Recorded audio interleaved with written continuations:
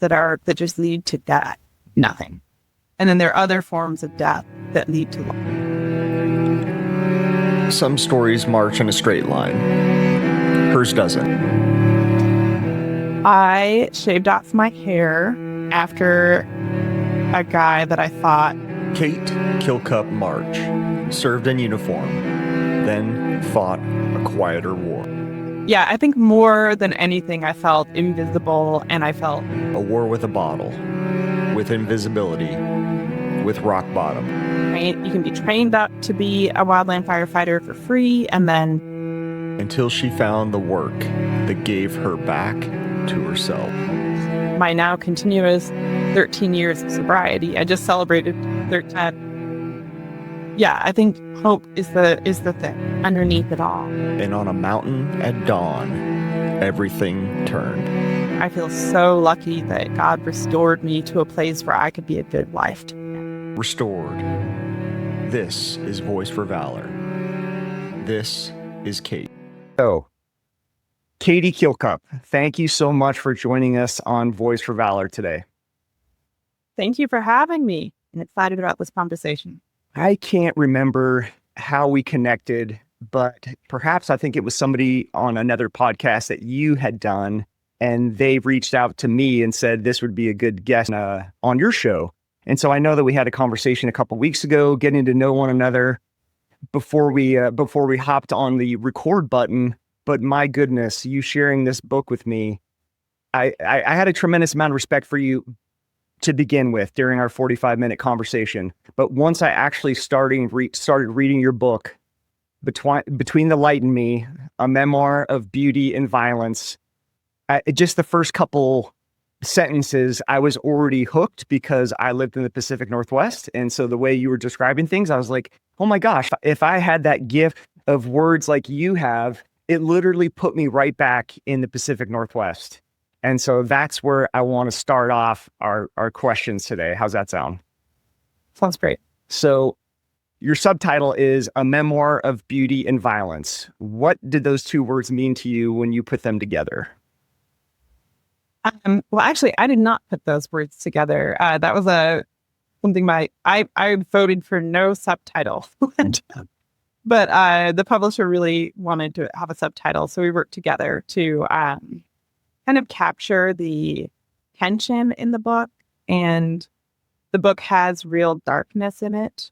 And when I agreed to the word violence, we were thinking about it in like the most expansive way possible. So spiritual violence, psychological violence, and also the violence a person can do to themselves. And in addition to sort of the more conventional, when most people hear the word violence, they think of like maybe somebody getting physically assaulted or something like that. So it includes that, but it's a much larger category, I think. So at least the way that it hands out in the book. I would love to hear if that is your impression as well. Since we already had that conversation and I knew that you had a background in the military, so I just thought the term violence, I thought, oh, maybe this is her chance to share some of her military experience. And obviously once I read it, that wasn't the case, but I was curious.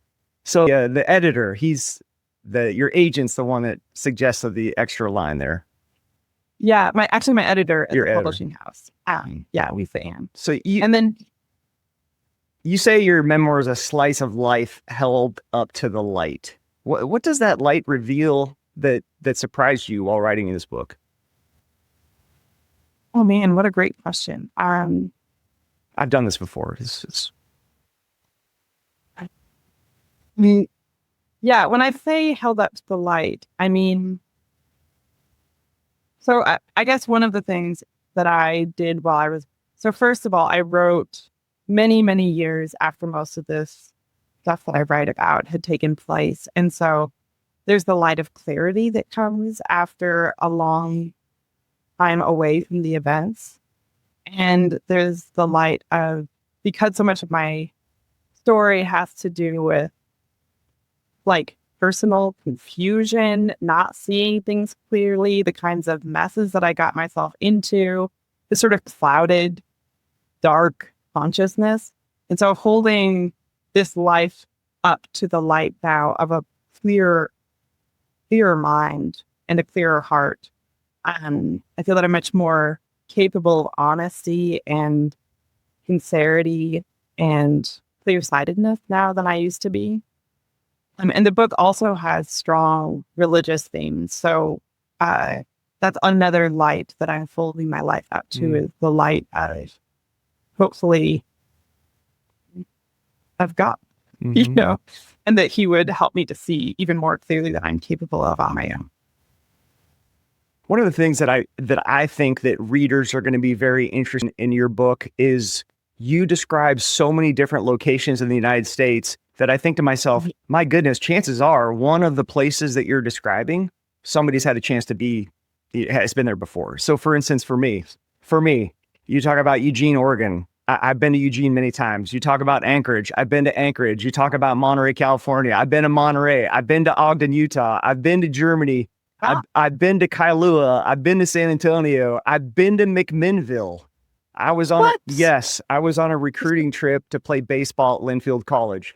So I've been to Riverside. I've been to all these places. So I think to myself, my goodness, there's going to be some sort of connection in here when somebody does read your book. Bend, Oregon. So I've been to these places that you were living. I remember driving past the Three Sisters on my way to Mount Bachelor. And so it just brought back so many fond memories to me.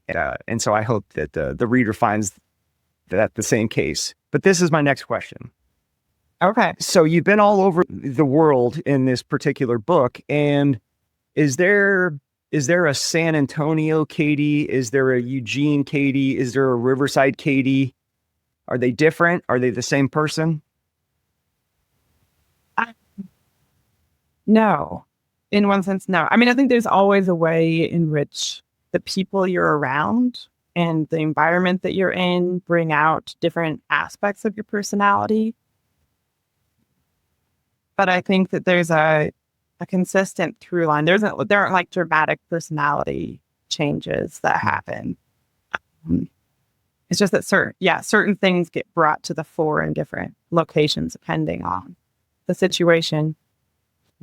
But one of the reasons, like the book's architecture is set up the way it is, and for listeners who have not read the book yet, which would be most of you, it has like a braided architecture. So it starts in my 20s in Eugene, and then it goes back to basic training, and then back to my childhood in Alaska, and then it sort of starts moving backwards and forwards between childhood and my time in the military.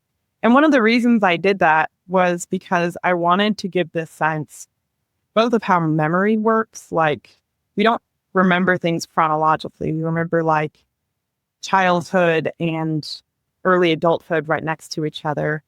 But the other reason is to show the continuity of personality, that this childhood version of myself sits right alongside this girl who was, doing poorly in the Army, and also doing well in the Army. You know what I mean? All of these sort of, those early versions of selfhood are not very far from later versions. In your book, and I'm sure you planned it this way as my guess, but you describe particular items that attached me to the story and made me want to read more into it. Can you talk about the blue sweater? Oh, yes. Okay, well, yes, there is this blue sweater. It was a real sweater. It was a gross sweater.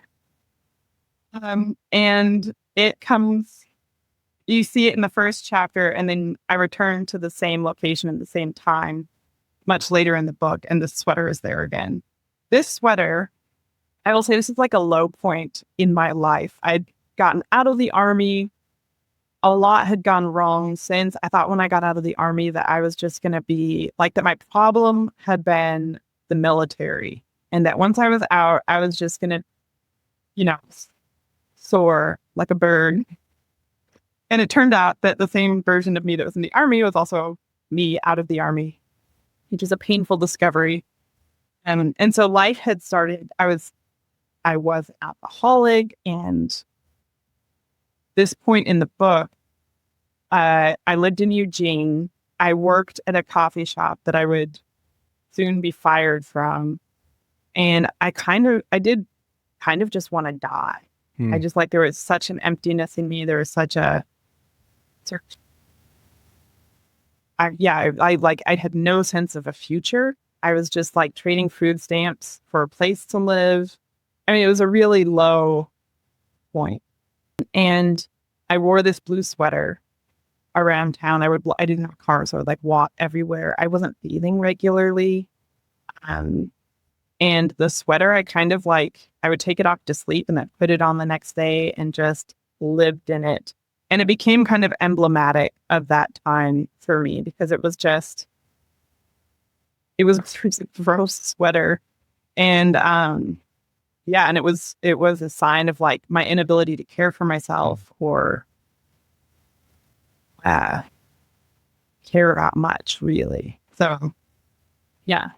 But it is, it's like a symbol that shows up. Yeah. I really put myself in your shoes as you're describing sitting out in front of the Whole Foods, I think it was. And you've got these upper middle class folks walking in and out of the store. And I can just feel the judgment, right, of this homeless looking lady in her blue sweater, hang out in front of the grocery store. And it was just a reminder to me that you never know who you're coming across. Here's a lady, here's Katie, who has parents that are very well educated. I believe both professors at universities. There's some high IQs in your family. And, for somebody to walk by in their fancy Lululemon gear and see you in your blue sweater sitting out in front of the Whole Foods, I could feel that judgment. And what was as you're sitting there and you're going through this, are you angry? Are you scowling? Or are you just whatever? I mean, I'm just here. What were you thinking? I think at the time I was really self-pitying. So I remember, I think I wrote in the book about how, I was, in fact, what was happening is they probably didn't even notice me. And I felt insulted by that because look at how important I am. Just the insanity that was a part of my life back then. But, I think I judged then and I felt sorry for myself that why had life turned out this way for me? And a lot of the reason that life had turned out that way for me is because I'd made a lot of choices that led to the but yeah, I sort of envied their ability to go in and just buy these really beautiful bar soaps and lotions and beautiful fruits. And when I went into Whole Foods at that time, it was usually to sample the soups that they fruits. And that was a lot of the time how I would eat is I would go in and, grocery stores started as a consistent sampler.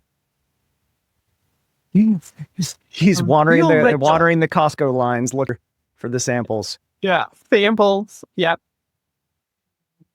So I think more than anything, I felt invisible and I felt an unhealthy degree of self-pity and I was judging them more than I think they were probably judging me. I was thinking also that part of the judgment was I'd seen some things, I've been to dark places and my life's been hard. And I thought that gave me a kind of honor or a dark dignity.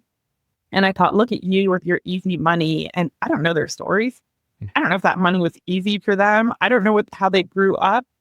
And so, yes, I think that's what I was thinking. I'm glad you used the word, unseen or invisible, because that leads me to my next question. As we're sitting here and I'm looking you at the screen, you've got this long, lovely auburn blonde looking hair, and you decided to cut that off to be invisible. So tell us about your Sinead O'Connor, what's her name? Britney Spears moment here. Britney Spears moment. Yeah. Okay. So in the book, there's this is also in Eugene. I shaved off my hair after a guy that I thought I really loved broke up with me, and he had been a big fan of my hair. And I also thought that I was just tired of my own vanity. And I thought one way that I could deal with that was by getting rid of all of my hair. So I had my friend, this like wonderful Sri Lankan woman who was a grad student in English at OU. That's what it's called, right? I get confused. It's OU, right? Mm-hmm. Oregon. Okay. University of Oregon. Okay. And I asked her to like pick my head, basically. And she did. And I remember taking this, I don't know what I was doing, but I had the towel full of my hair that I would sometimes go home to my parents' house, like 2 hours north in McMinnville, and I would do my laundry. So I had this towel full of my like short hair and left it on top of the washing machine, and my mom found it and screamed.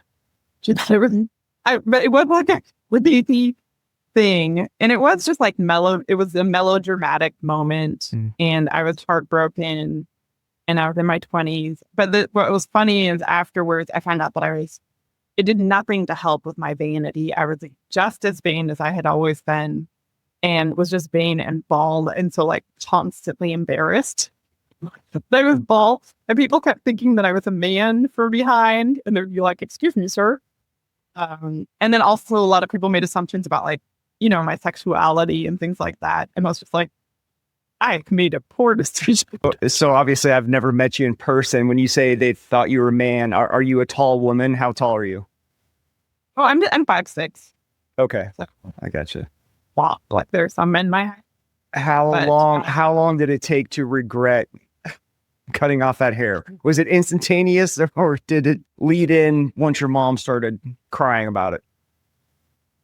Well, and then my brother made fun of me, and he said it was my Britney Spears moment, because like Britney Spears at that time had gone through like a dramatic meth-induced public kind of psychosis and had shaved her head. My brothers.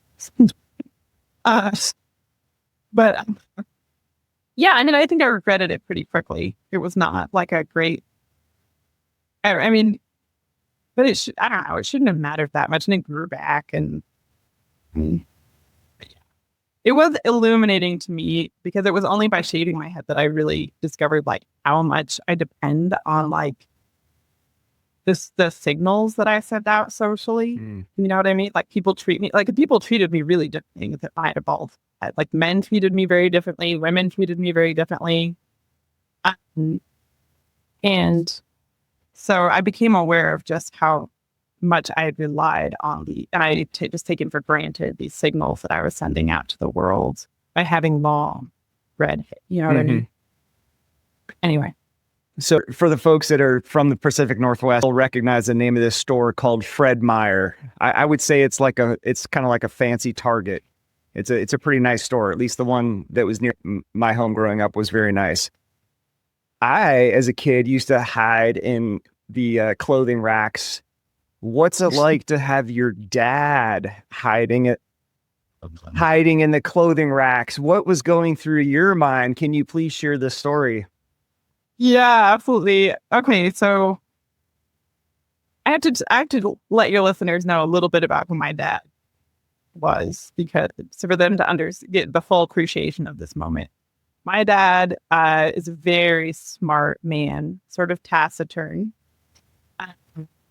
not like overly emotional, quiet, and very like dignified most of the time. But then he just didn't care what people thought of him at all. Like just never cared.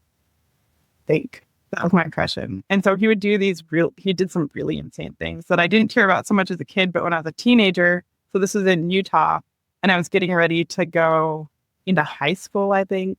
And I was a very nerdy kid, like unpopular, unattractive, like fringe of the social scene. And so my dad took me to the mall, and I wanted to go to Zoomies, which is like a very cool store at the time. And I was really nervous, and I thought that like people would identify me immediately as a like dork and kick me out. So, but I go in and I'm like looking for some clothes to wear, and I find some, and I look around for my dad. Where's my dad? He was supposed to be in here with me. And I search everywhere, and then I finally see his feet sticking out from under a rack of clothes, and my dad had decided to take a nap on the floor of this store, this cool store, where I was desperate to make a good impression and act cool myself. There was my dad napping under teenagers' clothes. And so I was like very reasonably mortified, I think. But I also, the other side of that is that after a life, living with him for so long, and he'd passed now, so I might tear up just thinking about him. But I also grew to admire his indifference. I feel like almost all of us, I mean, me for sure, I'm just like so keyed into what people think of me. And I know that that's a defect. And, that's not like something that's good about me, is that I care so much what people think of me. And my dad just had this almost magical ability to be indifferent to it all. And so I also grew to kind of admire him. One thing I noticed one thing I learned about your dad and your mom for that matter is that I didn't realize that folks in academia move so much. I started to think that you were like an army brat. You're moving around all these different schools as your parents are climbing up the social ladder or however it works in academia. And so I started to feel like, geez, she's kind of lived a military life. And then you decide to join the army.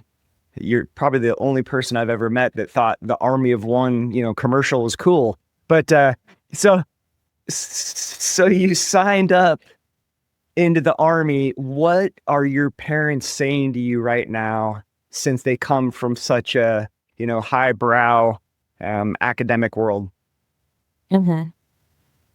Yeah. They were really excited just for me. Like my dad. They were excited. Okay. They were very encouraging, but I think part of that was that I was just such a hot mess as a teenager. And my dad did actually, he served 2 years as a non-combatant medic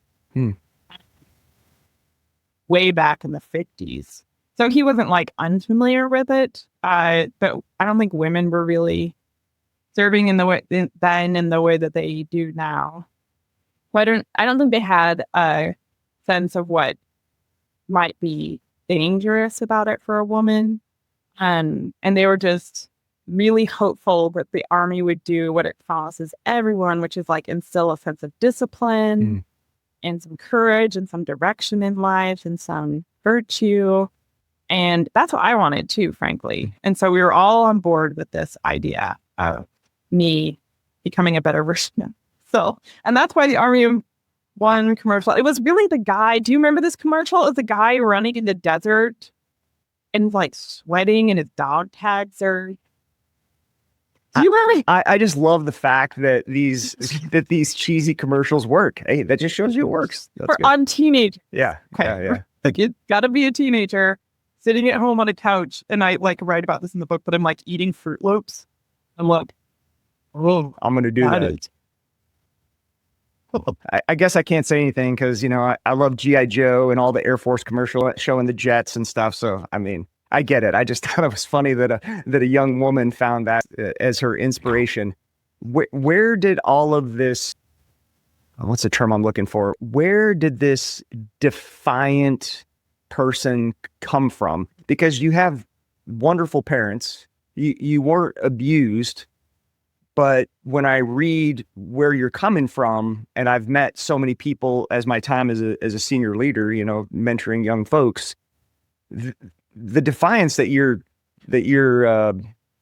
showing is very typical of somebody that comes from an abusive family. Where did this come from? Why were you so defiant with your parents? So much so that they're excited for you to join the army. I mean, that's. And like I've been into drugs, but I think a lot of it was.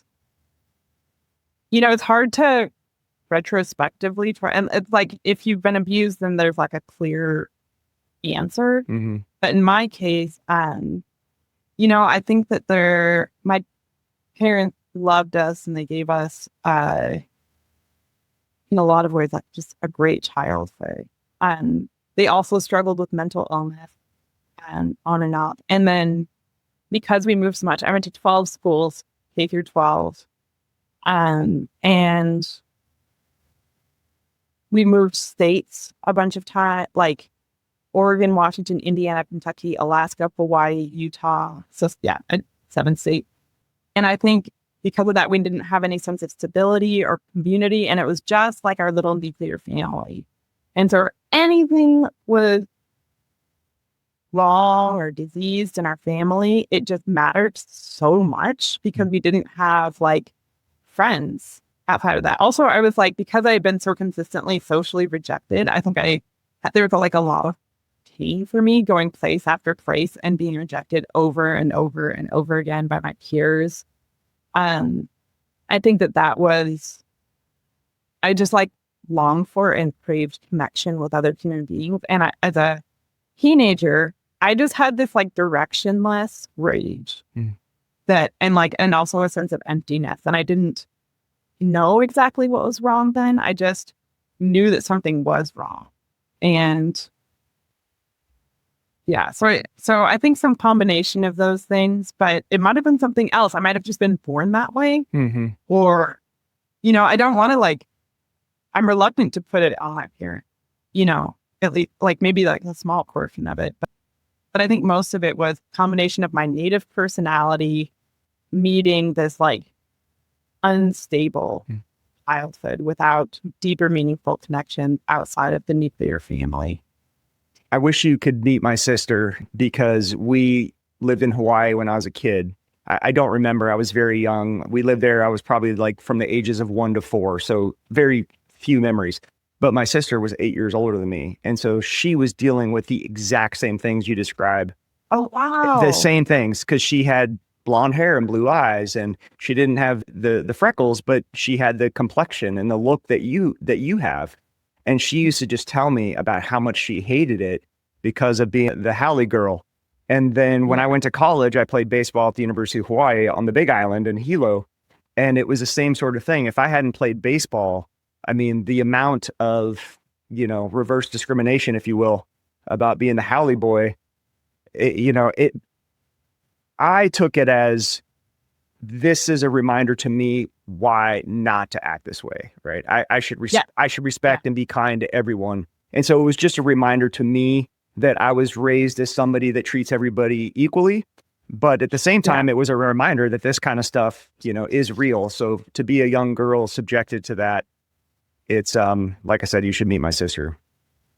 Yeah, I would like that. I never talked to anyone who'd had a similar experience, although I'm sure they exist. Oh yeah. But yeah, for your look, what we're talking, unless you've had other episodes that talk about this, that in Hawaii, there's it'll actually be like a good place for a lot of us, like a lot of white people to like for a while, not just like visit, be a tourist, but to live there because it was just 2 years, but I really did experience a fair amount of racism and just like isolation and like the public school that I would have found to, I couldn't go to because it had such a reputation of like severe violence towards white people.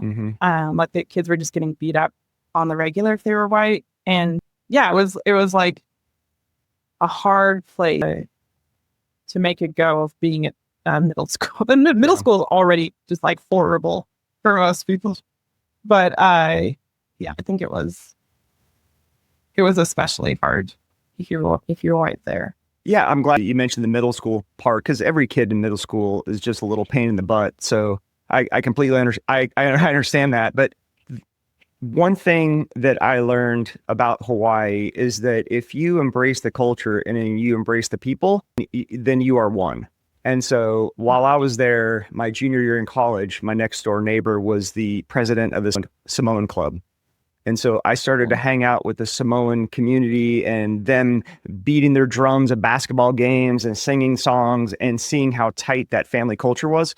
That once I understood, oh, okay, I'm a Haole boy because I'm not acclimating to this culture.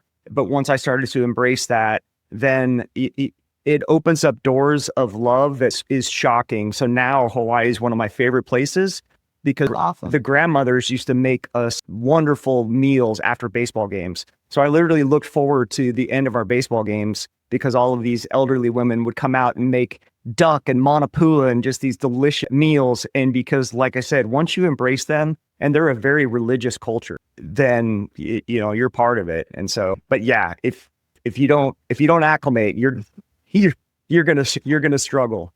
So your dad was Chaminade, right? Your dad was teaching at Chaminade on the north side, Provost. Provost of Chaminade. Yeah. Okay. So back to your military background here. Once again, you describe things as objects, and you say, the Army has symbols, flags, eagles, uniforms, portraits, but almost no beauty. What does a lack of beauty do to people? A deep question. Yeah, well, this is something that is interesting to me, and is one of maybe the through lines of the book, and that's why it's in the subtitle, is that I think, and there's no place on earth that is completely without beauty. But I think as an institution, the military is, and it has to be about function over form. You know what I mean? So everything is about how things are functioning.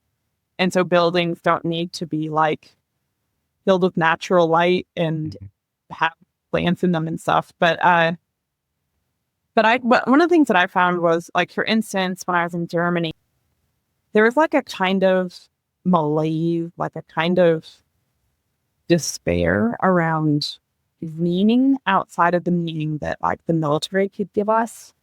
So like when there were holidays, Christmas and stuff, in the barracks, it was just like a reason for us all to get very drunk together. But there was no festivity. We didn't have lights or Christmas trees or anything that would like symbolize joy or any, and that was true for like every holiday. It was just more like cheap food and alcohol and like debauchery. Mm-hmm. And so one day just rolled into the next without any sort of like points of meaning inserted in, or like, and I think that a lack of beauty can, like, I think that beauty is one of the ways that we learn what it means to be human. And I'm not talking here about beauty as just ornamentation. I'm not talking about like Christmas tree necessarily, but like real beauty, like access to,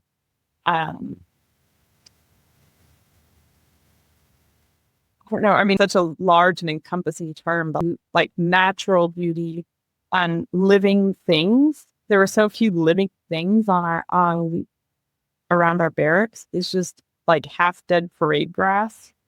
And I think being around that sort of thing can interrupt self-obsessive thought and like purely functional thought, that a huge part of what it means to be human is to be interrupted by the world outside of ourselves in ways that just like kick us back on our heels and make us wonder about what is it that we're doing here? What is meaningful? What is good?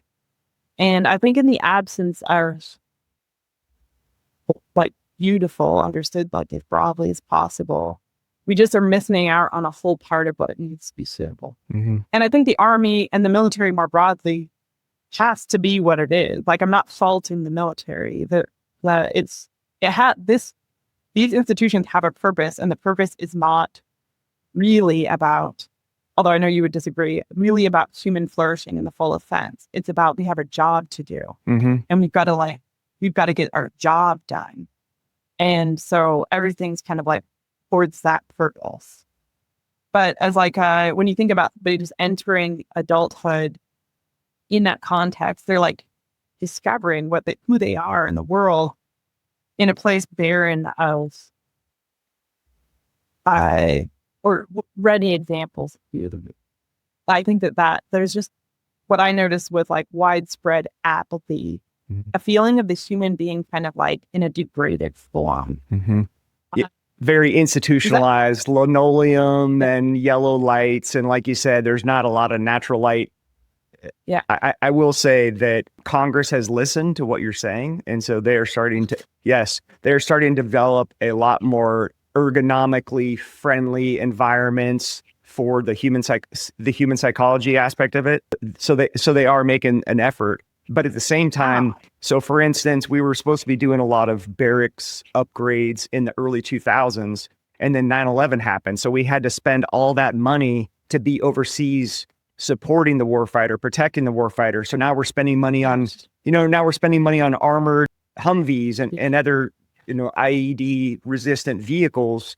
And so that money that was supposed to be going into the upgrades of the infrastructure, it was sent overseas to, obviously protect our soldiers, sailors, and airmen. But yeah, they are making an effort, and it's gotten a lot of attention in the media.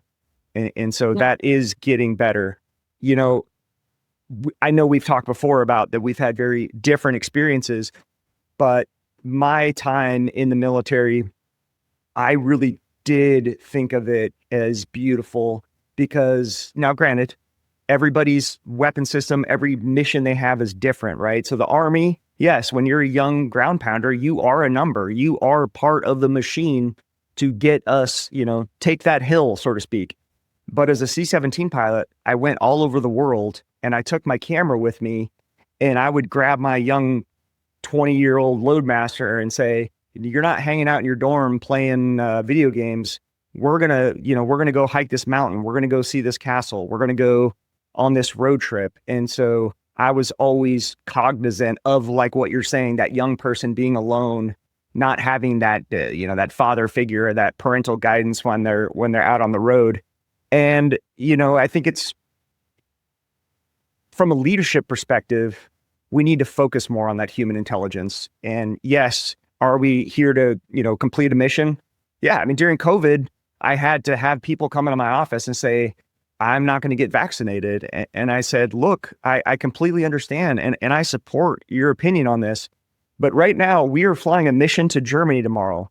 And the guidance to enter that country is you have to be vaccinated. This C-17 is going to Germany tomorrow, whether you're on it or not. I mean, that's not up to me. But, from the human element, I completely respect your decision and I will support your decision. But at the same time, I can't make up the rules for these other nations that we're flying in. This mission is 24/7. So for me, COVID never existed. When I say never existed, it's because I still went to work every day, still flew missions every day, still had crews going out overseas every day. So COVID to me was just an additional hurdle for us to get out the door. But that's back to my, my human element piece of trying to find the beauty of those times on long missions crossing the ocean rather than sitting there reading a magazine or watching an episode of something on my phone. I'm getting to know the airmen I'm flying with. I'm getting to understand that personal aspect to make sure that they realize that they're appreciated. And I know we were talking about that before, that I think I might be a one-off. But I'm sorry that's the case. One off, but like rare. I'm sorry that's the case. And I wish that our leadership training focused more on that human element. There was a colonel, and this wasn't really like the purpose wasn't to expose us to beautiful things, but he was this colonel from another unit. I can't remember his name now, but he started a little run team in Germany and would take us on these. And I was one of, 5 people on it. But we would run half marathons all around Europe. And we would get permission, because he would tell our units that we have permission. So we'd get to go to Dublin and Prague and run half marathons. And we'd have time to sort of check out these beautiful European cities. And so, I mean, I don't want to give the impression that in Germany is beautiful. And there were woods right outside of where we lived, that I could run on the trails there. So it's not like we didn't have access to it. It was there. I think, yeah. And what I mean by that is just that there are these symbolically, and whether we're conscious of receiving those symbols or not, there's this message that's being sent to run, and we were all just before you leave and stuff, but there's this message being sent to us, and in some ways, I kind of think it's an important message if it's balanced, but that like we're not the center of the universe. We're not super important, but also there's an undervaluing of like it sort of makes sense to me, and I know that you disagree with this, but in the sense that like soldiers need to be prepared to die, and the institution needs to be prepared to send all these kids to die if it needs to. And we can't be focusing on like the beauty and flourishing of all human lives if the end goal is, or not the end goal, but the reason we're all there is because war is a real possibility. You might need to head in. Me less so because I was a woman. I am a woman, and but I was like a Russian linguist. So there was anyway. But yeah, so that was anyway. I think that topic is so interesting. Oh, I'm so glad you brought this up. Here we go. We're going to go on a totally different tirade now because you said a couple buzzwords that I really do want to talk about. So my wife always asked me when I was flying missions, C-17, it's a very aggressive tactical aircraft. It can go into some pretty dangerous things, dangerous places. But I'm not here to say that, we were at the possibility of getting shot down every day. That's not the case. But we do go into some very dangerous places. And my wife would be like, do you ever think about, crashing or not making it back? And I said, yes, I do, but it doesn't bother me. I said, this mission is so important. And I love the men and women that are on this airplane flying these missions with me, that it doesn't bother me. And I would apologize and say, I hope that doesn't sound selfish, because obviously I love you and our kids. But at the same time, this mission is my purpose in life. And if that purpose is to, go down in an aircraft crash, I accept that, because I would like to think that I impacted enough lives along the way that I left some sort of positive improvement on this earth, if that were to happen. But then the other thing I want to mention is the fact that, you were saying about the linoleum and the institutionalized piece of it, but you didn't mention the fact that you got to go all over Europe running these half marathons. What other 18, 19, 20-year-old girl can come home from an assignment and say, oh, I went to Prague, I went to all these locations. So there are pieces in there that we forget as young folks when we are at these locations. And I'm so glad that you shared that, because this whole time I was thinking, man, she's in this amazing country with all these things to do. And unfortunately, they were just sitting around, drinking and being depressed. So I'm glad to hear that there was some experiences there. Yeah, and that's part of writing a memoir, unfortunately, is you can't ever tell all of it. Yeah. So you have to kind of pick and choose, like, what parts are part of the story that I'm telling you, right? Mm-hmm. But like every memoir is untrue in that sense, because it's like false by omission. Mm-hmm. And if my memoir is also false by omission, there's so many other stories and countervailing points that I could tell. But it could easily become an incoherent. Yeah, don't get me wrong. You are such a strong writer. My goodness, the word choice, once again, it would put me in the place. I really felt like I was there. And now that you mentioned the Russian linguist piece, when I started reading that chapter, I said, oh my gosh, I had no idea that they would allow U.S. soldiers, U.S. linguists, to go in Russia and live with a family. I had no idea we did that. Yeah. Do Russian students come over to the United States to do the same thing? I would imagine there's some sort of trade. Well, I think that it's not. I would say that I'm not entirely sure how well that's publicized. I'm like, I had no idea how they would even support something like that unless they're trying to push, false propaganda on you while you're there. I was just shocked to hear that you were there. But please tell me about it. You talk about beauty. You've been mentioning beauty in this interview. Talk about the beauty there. The way you were describing women. Oh yeah, that's really interesting. Or at least I found it interesting. Yeah, so. The women, and I was there for a short period of time and had like a limited number of interactions, certainly not with every Russian out there, but I am like very, very impressed by Russian women and also terrified of them. So, what the first thing I guess I could say is that after the Second World War, there was such a loss of life, such a tremendous loss of life, especially among men, that there were a lot more women than there were men. So the gender dynamics in Russia leaned for, like, it was a buyer's market in the sense that if men are buyers, wives, which sounds terrible, but I completely understand. It's a numbers game. I mean, these guys can pick from 5 worthy mates. So the women that I met there were often people who had, for instance, my instructor there had a PhD in chemistry, was writing a novel, was teaching full-time, had children, was entirely in charge of cooking and cleaning the house, and her husband was unemployed. And like drank piva, which is that's the Russian word for beer, but down by the river, and like do some mechanical work on cars, but not really.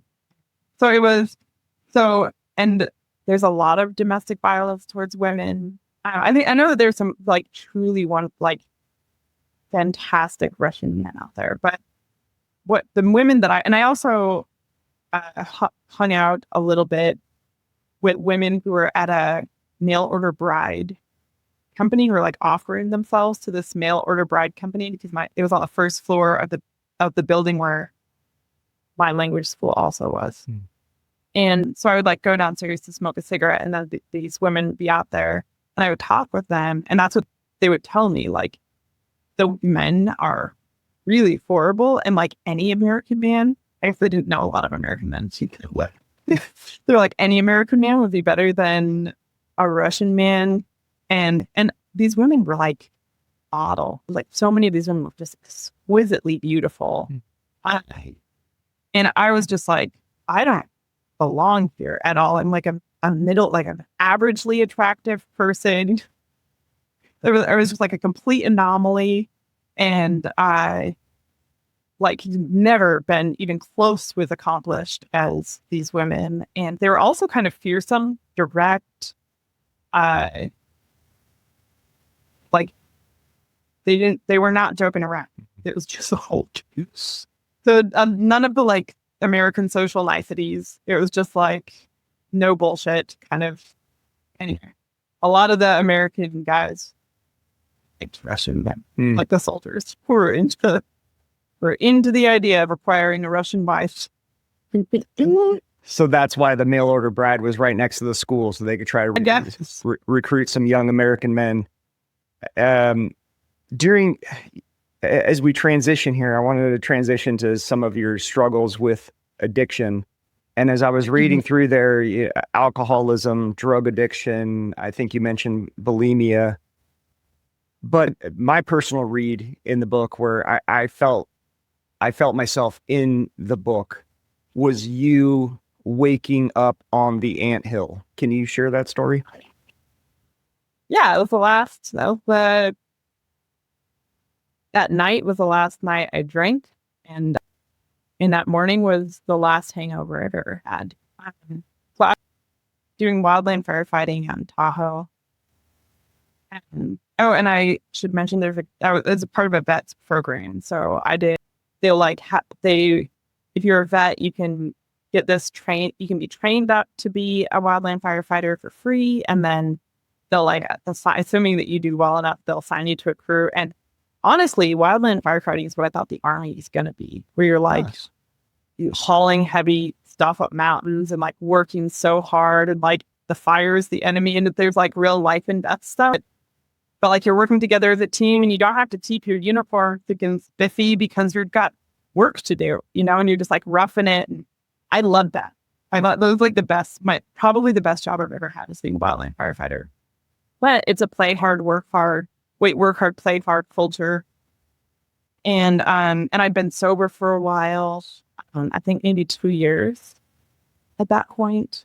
But yeah, I ended up relapsing when I was out there. And part of it is because it did kind of remind me of the military. And it's just like really, I drank so much when I was in the Army. It just like, I didn't know how to be in that space without drinking. Anyway, so I relapsed. And the last night that I drank, it was 4th of July. And some of my friends were going to climb up this mountain, and they were going to drink and watch the fireworks over Lake Tahoe. And I was like, great, I will come up and have a Diet Coke, and I will eat apples, and I will write poems in my poetry book. And then when we were at the store getting our supplies, I was watching my friend buy her alcohol, and I was like, maybe I could have I might just, I'm going to go ahead and get a bottle of wine. And so I did. And then I got another one.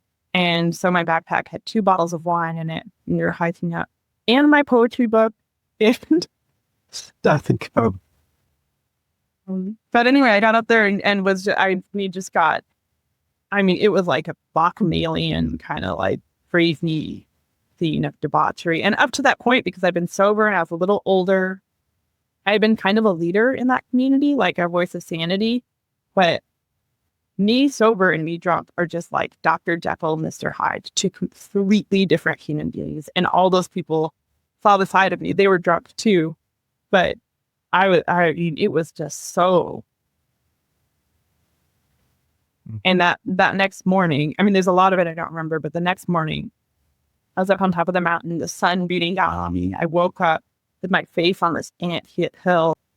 Everybody had left except for this one guy who was waiting for me. I didn't know him. And so I had like ant bites all over me. I was like deadly thirsty. And it was just sort of hiked down the mountain. And I was just like, what? And I really wanted to die that day. It's like, this is it. This is after Eugene, just so people have a knowledge. So the idea had been kind of in the back of my mind for a while. But I was like, I can't stay sober. And this is not going to work. It's not working for me.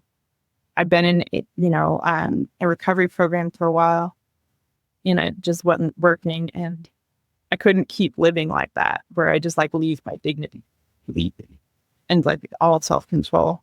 And so anyway, as you can tell, I did not end up killing myself. And that next day was the first day of my now continuous 13 years of sobriety. I just celebrated 13 years on the 5th, and just a couple days ago. So, but I had to reach a pretty dark, it's hard to describe out of context how dark that was for me, but it was just excruciating. Congratulations to 13 years. That's an amazing accomplishment. Does your sponsor, your team, do they have those coins? Some of my friends have coins based on how long they've been sober. Does your team celebrate with those types of items? Yeah, I can't say which program I'm a part of, but it is a program. Okay.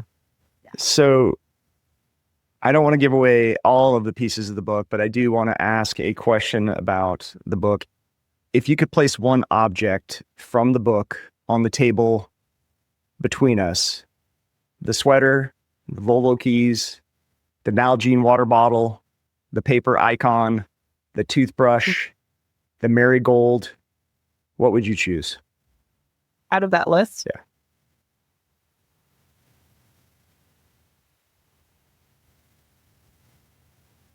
It's a toss-up between paper icon and the marigold. But I think maybe the paper icon. The way Michael's talking about it goes back to the Eugene chapters, but I had the icon. One was of Jonah and the whale.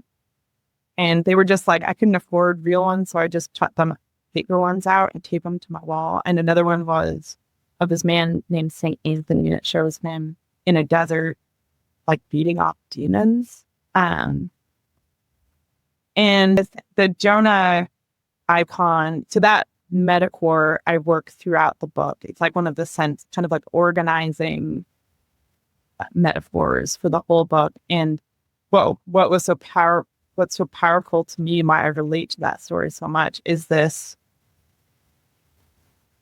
like, one of the things I was thinking about is that there are many different kinds of death.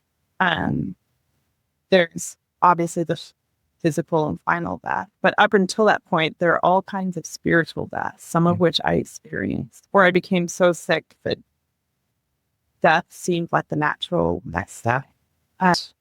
And that to me is like drowning, and then, so in the story, Jonah is thrown overboard because of its disobedience to God. He's thrown off the ship and he starts drowning, which to me is like the first kind of death. And then he's swallowed by this whale, which to any like normal person would seem also terrible. But it's this other kind of death that comes from the whale that is actually life-saving. And so I think there are forms of death that just lead to death, nothing. And then there are other forms of death that lead to life. And so the first kind of death that I was experiencing a lot in my 20s was a death of emptiness, a spiritual death. And then the second kind of death, when I was swallowed by the whale, was this excruciating, painful process coming back to life. And it felt like a death because so many parts of me that I thought of as me had to die in order for me to get off. Does that make sense? It does. After so many negative encounters with men, now you're happily married with 2 children. So after so many forms of longing and disorder, what felt different about Graham? Oh, I love this question. Yeah, I will say the first thing, like, I'm so glad I didn't meet Graham earlier in my life. I met him at a time when I had been pretty healed, in a much bit like saner place. And so when I met him, it's actually like really sweet. We both were older. We were like 34 when we met, and we both pretty quickly realized, like within a matter of weeks, realized that we were going to get married. And I had dated a lot and never thought that about I'd been engaged before, but that took a while for us to get there. But with Graham, so he is a person of such incredible humility and dignity, and he has a strong backbone. And I'm a little bit of a force to be reckoned with. I have a lot of opinions, and I don't mind sharing them. And he has such a strong, calm, he will not let me run him over, but he also is humble enough to hear me to hear my side of things. He doesn't just, he doesn't shut me down or anything. He really listens. And he also, so he was a car mechanic and we're almost the exact same age. We both had experience of working in the world before going to college. He was a car mechanic, and we both studied philosophy. And so we went from this world of hands-on work to ideas. And anyway, but it's mostly his character, I guess. He just has an excellent character, and is super funny. It's on top of that. And he's good looking. But that wasn't the thing that made me want to marry him. It was a part of it. But yeah, no, he is a truly good man. And I feel so lucky that God restored me to a place where I could be a good wife to him. Because earlier, there's no way I could have been a good wife. And I have 2 little boys. So that's just been really healing for me. I did have a lot of negative experiences with men, but my life is filled with them now, and they're so precious and dear to me, and I love them just as they are. And it's very important to me to raise up to be good men, So, yeah. Well, I don't want to give away all the stories in your book. There's plenty more to share, but I did want to finish off with this last question.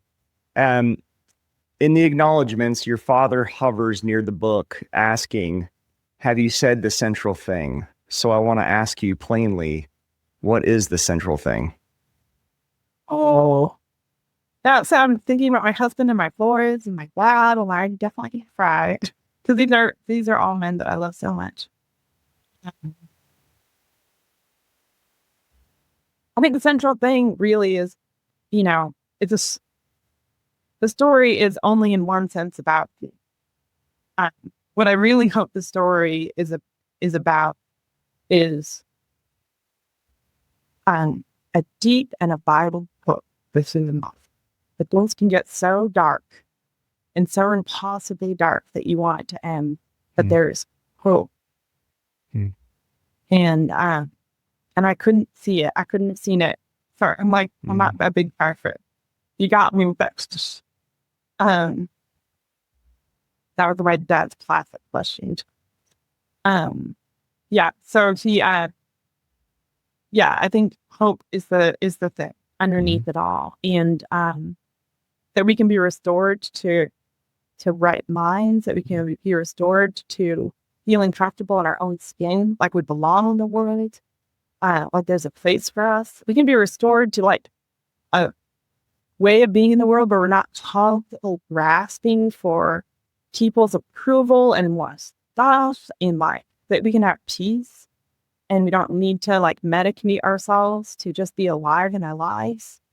And all that's hope. And I hope that my big hope for the book is that people who have had not necessarily the same experience as me, but experiences like it would read that and find enough similarities to see maybe there's someone in your life who needs to hear that, or you yourself, not you, Michael, but your listeners, or maybe you, I don't know, but that people would come away from that feeling like one of the epigraphs for the book is a lion from Grand Braid. And man, I don't know if I'm going to get it completely right, but it's about this strange and terrible mercy of God. And that's it. And we can't, it's just unpredictable. It's not so, anyway, but there's so much mercy and love out there for each and every one. Well, Katie, thank you so much for writing a book that, it doesn't make beauty simple, and it doesn't make mercy cheap or suffering meaningless. And it reinvigorated a lot of my faith by reading your book. And I just thank you so much for sharing and coming on Voice for Valor. And I see this being a very successful kickoff. You're reaching a wide demographic, and I think you'll touch a lot of hearts with what you've written. So thank you. Thank you, Michael. And I'm just so grateful for this conversation. Absolutely. Thank you.